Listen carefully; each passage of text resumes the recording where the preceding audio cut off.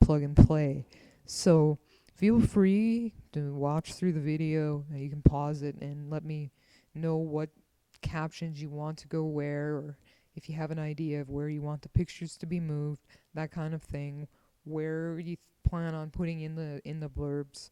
As I said, I've kind of mapped out the negative space and the places where we can put those captions. The first mock-up I sent and showed definitely kind of shows the style of how it is going to be. It's not going to be, speech bubbles aren't going to be quite as cheesy or anything like that. That's one of those copy paste kind of things that I've got on the go right there.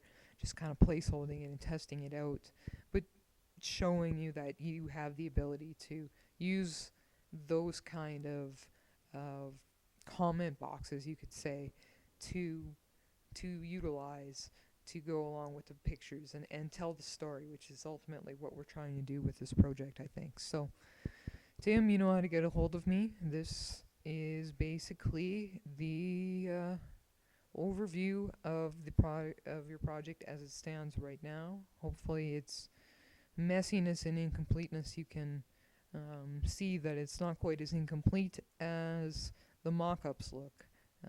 Things are in place. It's kind of a matter of turning layers off and on and having some fun in Photoshop and finally doing the final um, print output on it. And I've done a lot of that. So that is not a difficult thing to do, and doesn't take much time at all. And whatever company we choose to go with, and as I said, I will send you those quotes, or if we just decide to do it right in the city with CanDisc, and then there's no shipping fees involved. You can just go down to the office and pick them up essentially, and go with that. And I'll take a look as well and get a quote to see if they have the Digipack and the same wallet pricing as well. I think I originally had written down in my book, which unfortunately I don't have handy right now, what those quotes were for 1,000. That's the only downside of going with CanDisc, is that you have to run 1,000 copies in the typical jewel case, and I would imagine the same would be for the Digipack.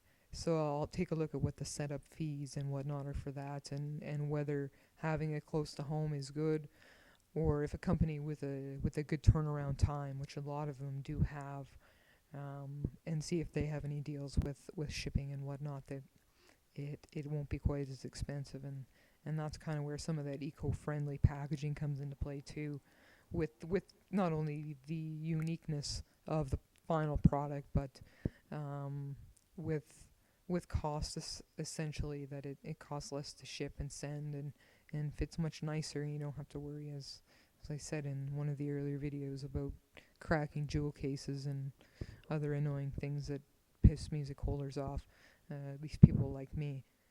So they get a nice little memento out of this, and I think it's a neat way to tell a story, and I haven't come across too many CD layouts that use a graphic novel style, so I thought it would be kind of a unique approach to your project.